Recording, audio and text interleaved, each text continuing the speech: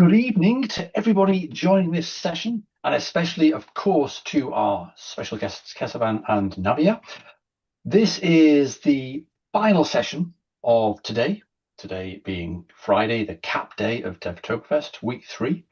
And this is all about, let me just set the scene for a second. This is all about moving from what we now refer to as legacy, either XS Classic based or XS Advanced based, artifacts such as XSJS stuff, XSODATA, all these different things that were there to provide applications. There's a migration assistant to help you migrate those to a more modern CAP-based services approach, but there's generative AI, which enhances this migration assistant. And here to tell us about that, and in the next 30 minutes, are, as I mentioned before, Navia and Kesavan. Welcome to you two, first of all. Thanks, sir. Thanks. Hello, everyone. So thanks, everybody, for being in the chat. Put your questions in the chat, any comments, observations, thoughts, and like I say, questions, and I'll ask those questions of Navia and Kesavan towards the end. But without further ado, over to you two.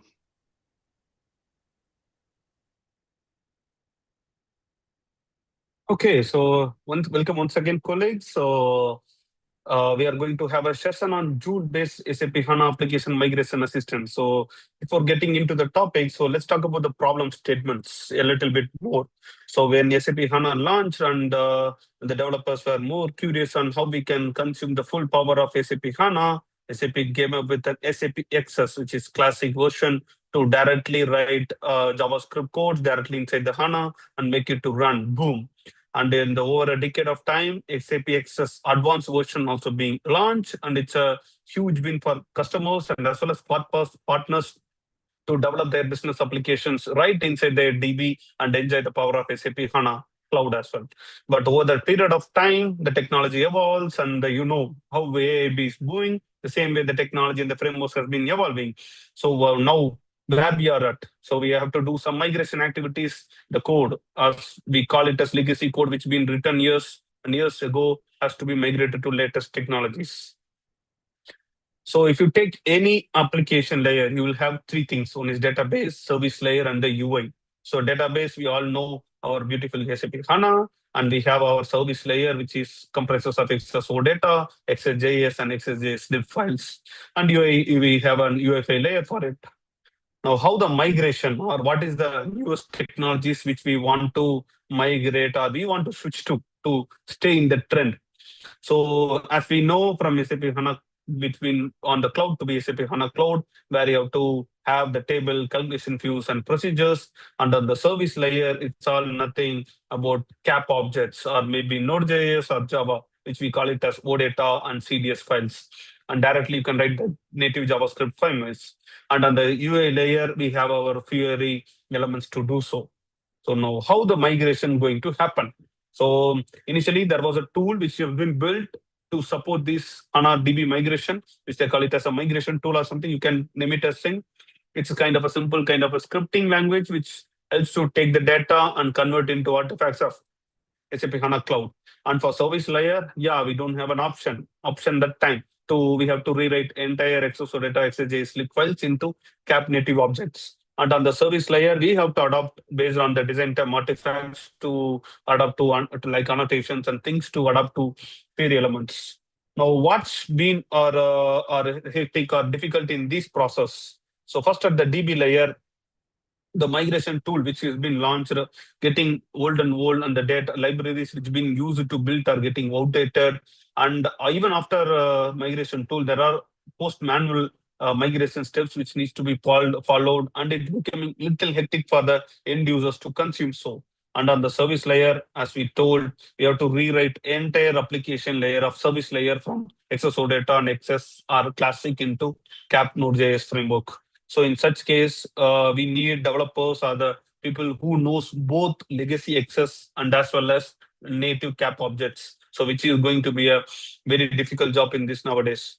Now, how we are going to solve this? So to help the development teams to other consumers or the partners to move the DB upgradation, DB migration, we launched an automated conversion DB artifact as a SAP Business Application Studio extension in the early 2024, which was helping the development team just to connect connectors to SAP HANA on-premise systems.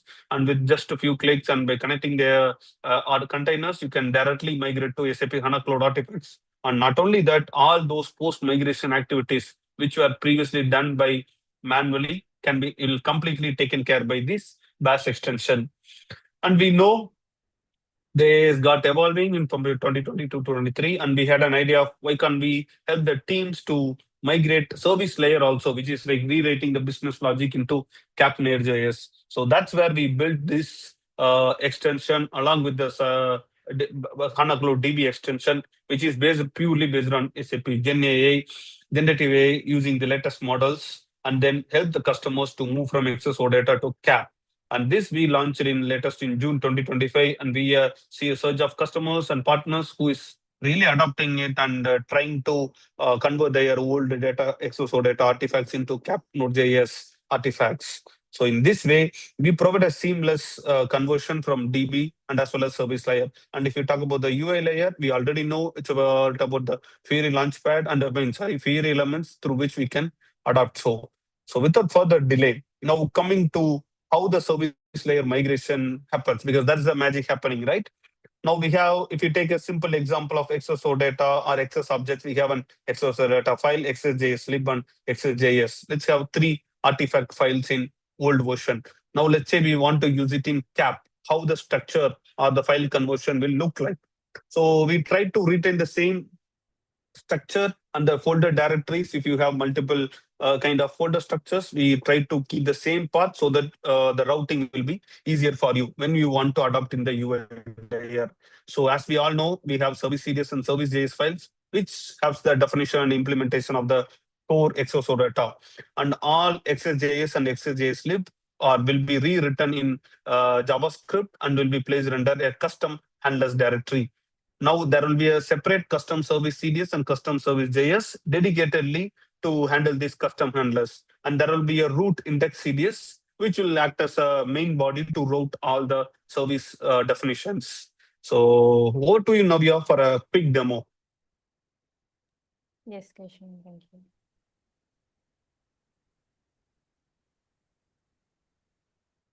So hi everyone, I'll be going through the quick demo of how you can access this extension and how it actually works.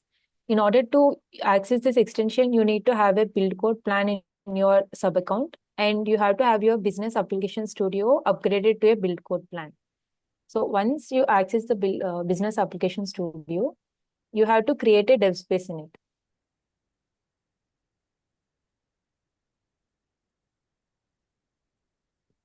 So I'll just create one dev space for testing by selecting full stack application.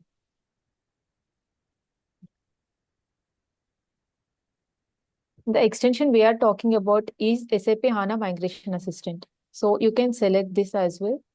And you need SAP HANA tools and SAP HANA XS Advanced Tools. So once you create a dev space, for it to become up and running, it might take some 3 to 5 minutes. So I'll be showing you a dev space which already has this extension. So this is the extension dev space. Just a minute. So to activate the extension, you need to type the command SAP HANA Migration Assistant. So in this, like we are talking about, there are multiple paths. We can migrate XS Classic to CAP also, as well as XS Advanced to CAP. So you can select either of these paths to in which service layer conversion is possible. So I'll be going with XS A to CAP. And in order to convert it, you need to connect to your system first, SAP HANA XS system. So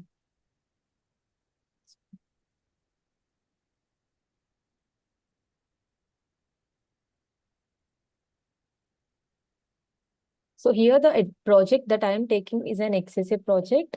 So if you can see the structure of the project, it's a small project which has one service layer folder and one DP folder. So I'll be selecting that. So once you select it, if you see the question is prompted here, if you want to migrate the service layer. And the number that is being calculated here is based on the artifacts present in this project. If you see here, there are some artifacts that we are talking about: XSODATA, XSJS, and XSJSLibs. So based on the number of files in your project, we will initiate that many number of AI requests based on the logic that we have implemented for it. So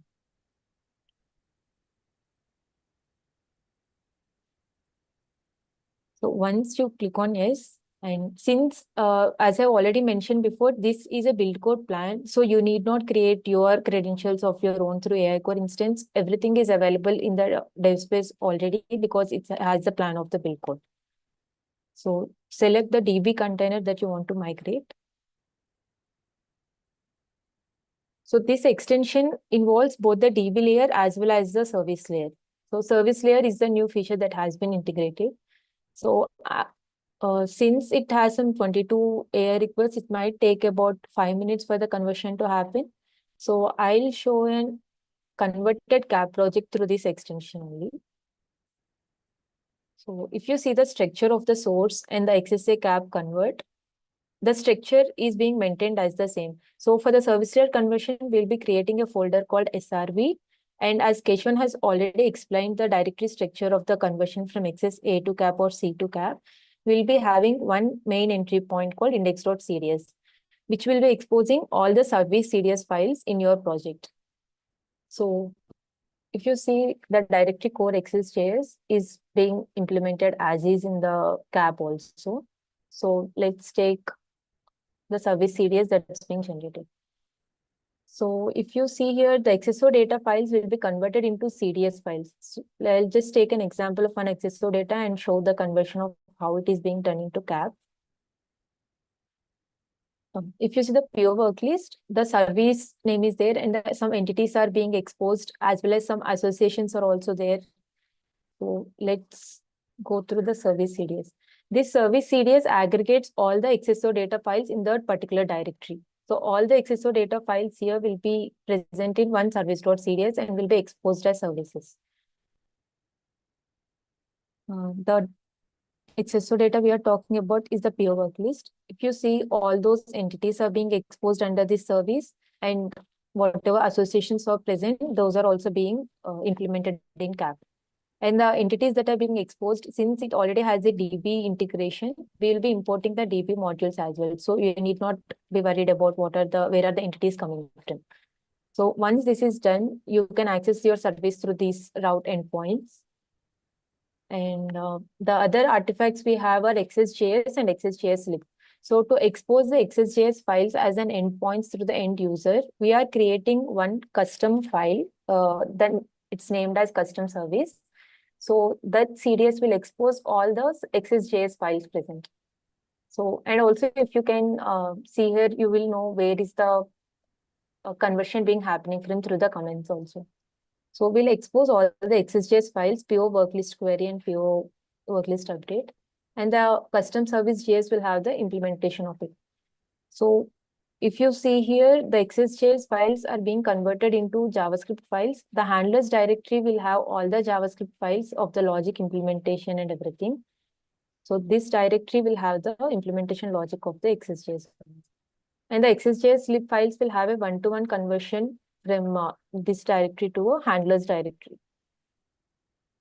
Once everything is done, you can try to run CDS watch, and if you face any edges, you can try to fix those bugs as well. So to help the end user in the process, as it's generated by AI, the human intervention is still needed. So we are generating one report that the end user can look into to help in the final conversion. So this is the report that's being generated to the end user. So if you see here, if we already have documented all the known caveats that the end user might have to look into, like if any entity imports are missing or some are being wrongly imported, and if some service names are being duplicated, you can create a new service name for the same as well. So these all has to be taken care by the end user. We are trying to improve it, and still the human intervention is still needed. And since it's a conversion, yeah, just I'll show here as well.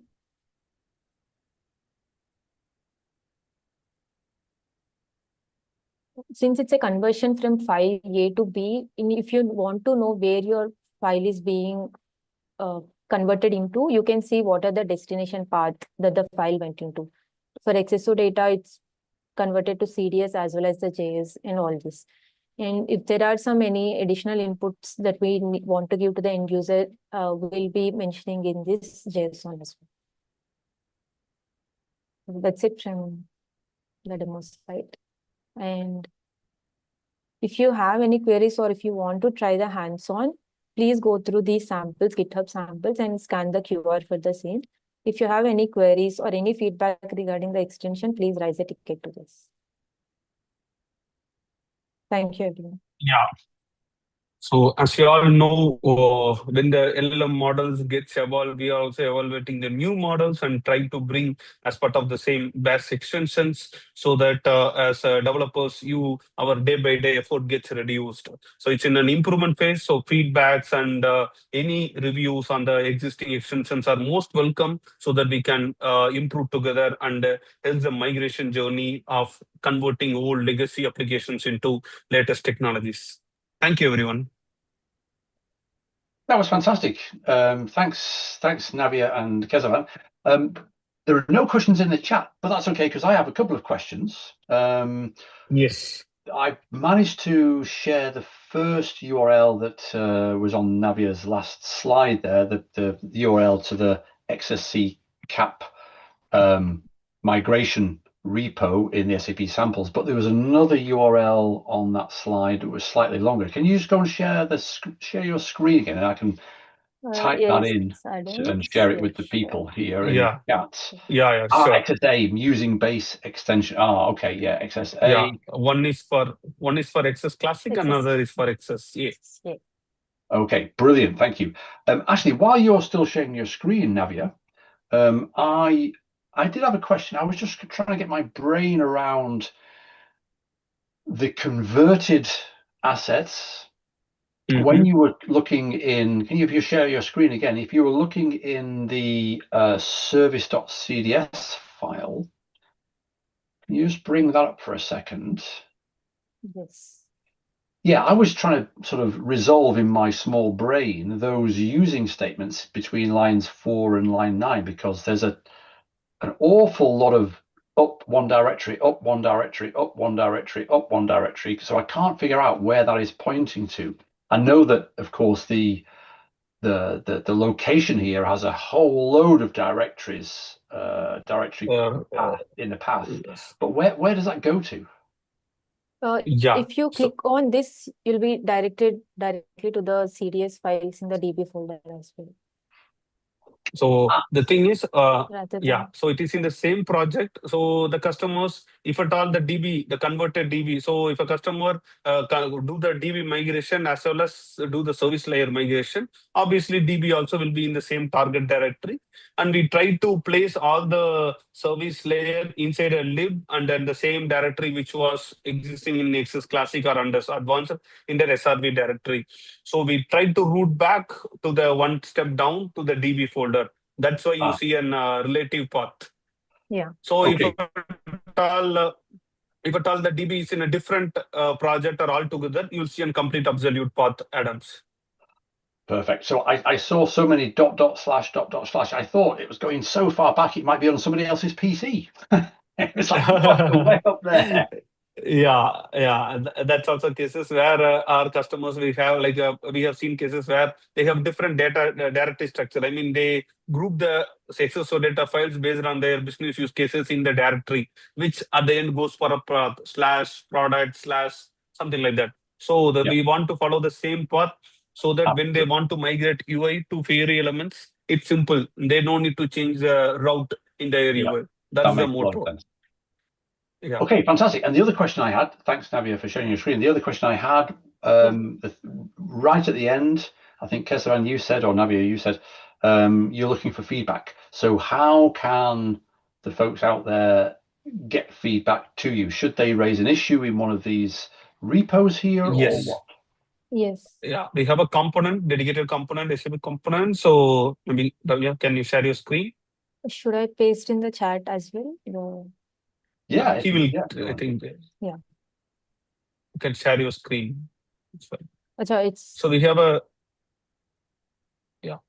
component, dedicated component for it, where customers give feedbacks, and if they feel that there are some pitfalls in it, we are happy to get over that.